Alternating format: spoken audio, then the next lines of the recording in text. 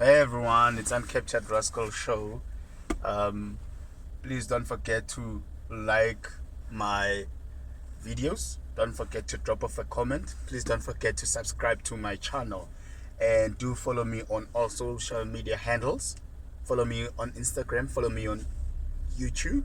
Sorry, not YouTube. You already subscribed, so follow me on TikTok and like my Facebook page, Uncaptured Rascal Show. So, um, I've got an article by the Indian Express here. It's about the ongoing or the happenings that are taking place in Sri Lanka. And I just wanted to read this article to you guys. So the heading's got a question there at the top that says, or that reads as follows: why Sri Lanka's economy collapsed and what's the next for the island nation? Sri Lanka's Prime Minister Rani Wickremesinghe, I think I spelled or pronounced the surname well. Okay, who took office in May, had said late last month that the island's nation debt-laden economy had collapsed and was heading for rock bottom.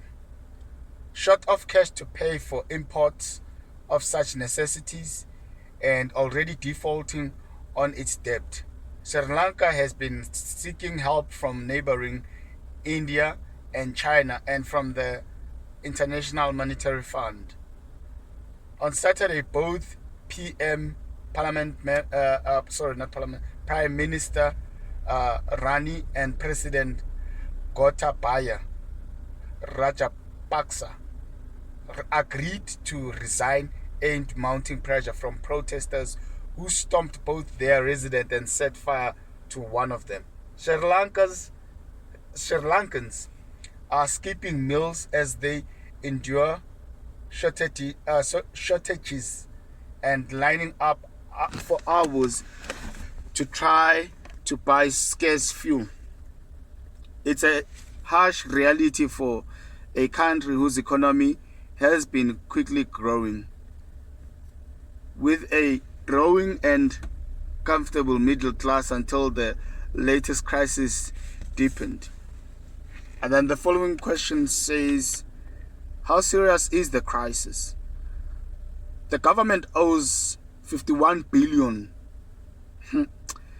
and is unable to make interest payment on its loan, let alone put a dent in the amount borrowed. Tourism and import engine of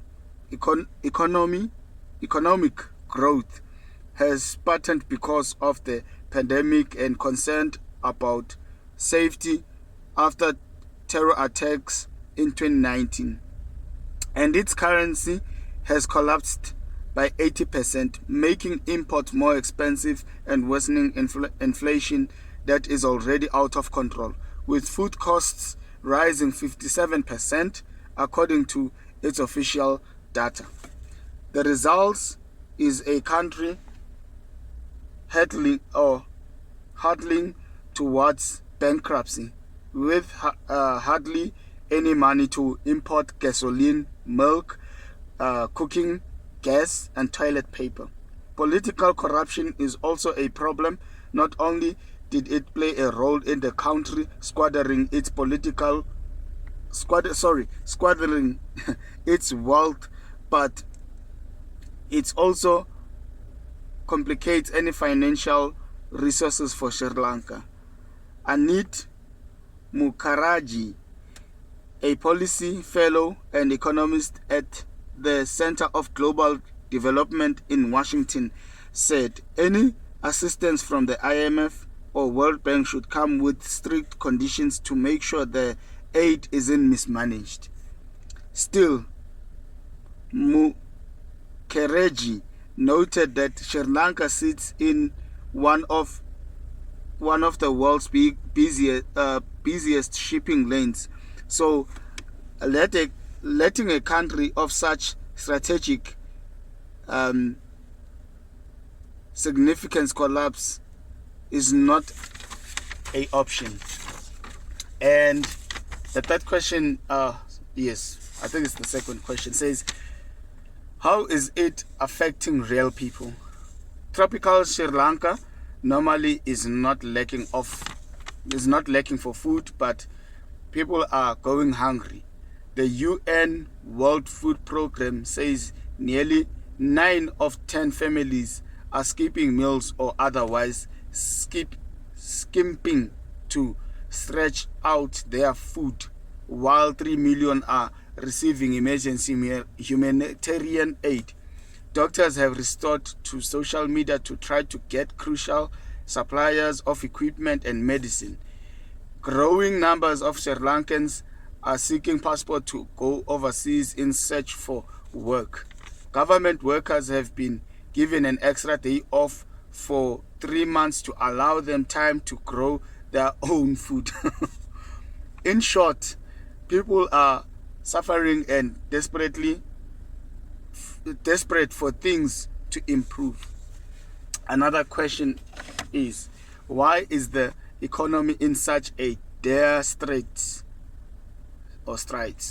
Economists says the crisis stems from the domestic factors such as years of mismanagement and corruption.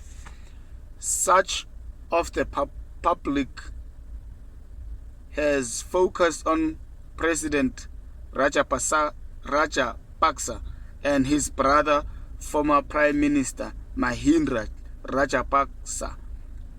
The latter resigned in May after weeks of anti-government protesters that eventually turned violence. Conditions have been deteriorating from the past several years. In 2019, Easter suicide bombing at churches and hotels killed more than 260 people. That devastating tourism a key source of foreign exchange. The government needed to boost its revenues as foreign debt for big infrastructure projects soared. But instead, Rajapaksa pushed through the largest tax cuts in Sri Lankan history. The tax cuts were reversed, but only after creditors downgraded Sri Lanka's rating, blocking it from borrowing money as its foreign reserve bank sank. Then tourism flatlined again during the pandemic. In April 2021, Rajapaksa suddenly banned imports of chemical fertilizers. The push for organic farming caught farmers by surprise and dismantled staple rice crops, driving prices high. To save on foreign exchange, import of other items deemed to be luxurious also were banned. Meanwhile, the Ukraine war has pushed prices of food and oil higher. Inflation was near 40% and food prices were nearly 60% in May. And then the question again says, why did the Prime Minister say that economy has collapsed?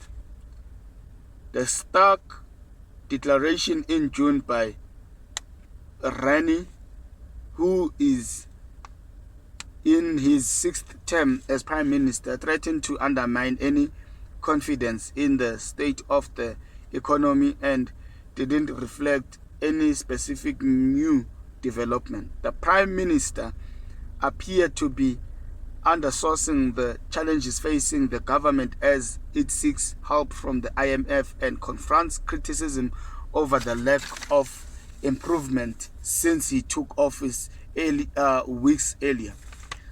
The comment might have been intended to try to buy more time and support as he tries to get the economy back on track. The finance ministry said Sri Lanka had only 25 billion in usable foreign reserve.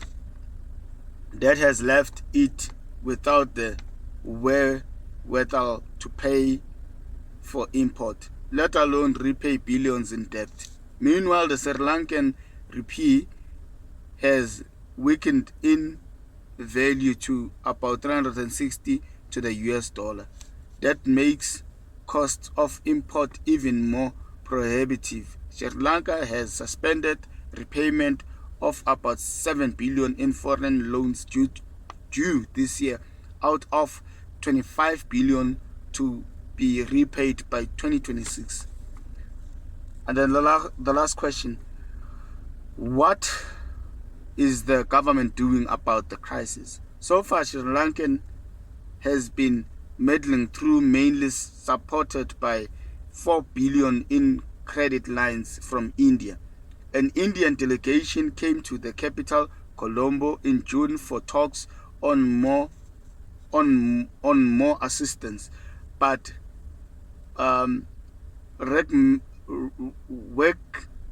Remese warned against expecting India to keep Sri Lanka afloat for long. Sri Lanka pins last hopes on IMF.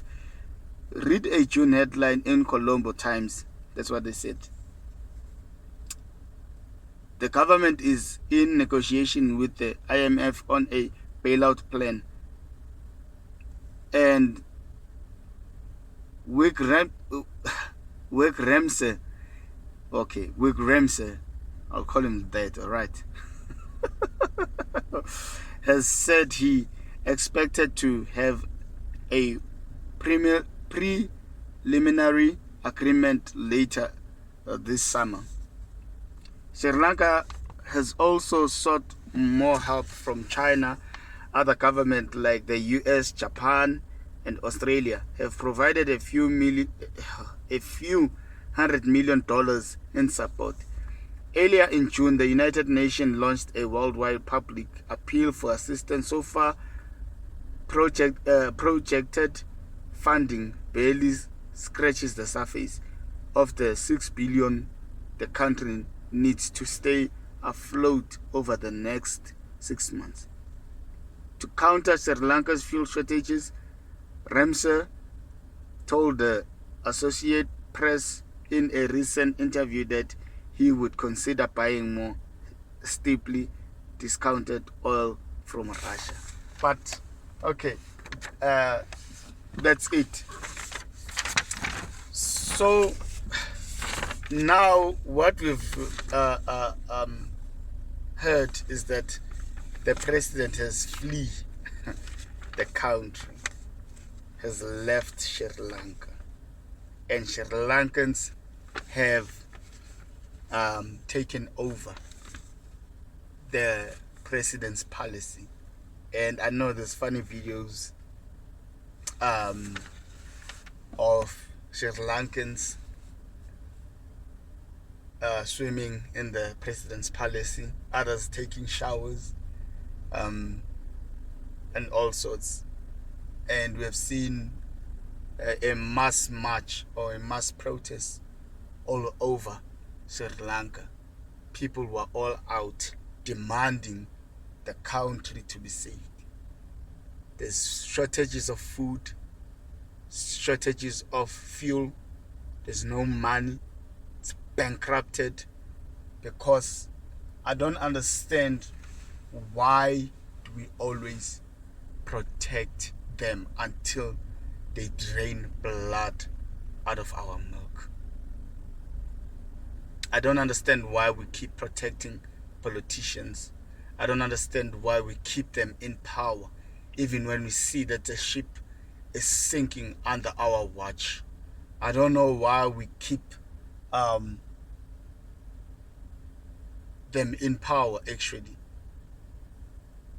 It's so sad what is happening in Sri Lanka, a country with also not just, but with also good tourism. And every time when the shit hits the fan, they fly away because their pockets are full. They've corrupted the country, they've messed up the country, and they don't care. And what they do is they leave every time when the situation is worse. Always leave things to our hands. I just wish all the good for Sri Lanka. I wish them to recover. I wish them to find stability in their country. And I don't know why do we have countries that or why do we have presidents that are incompetent, who doesn't know the worth of a country, who doesn't know the worth of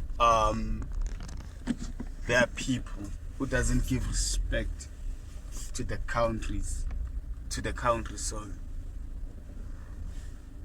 thank you guys for listening, and I do hope we talk again. And until we talk again, thank you guys. Cheers. Bye.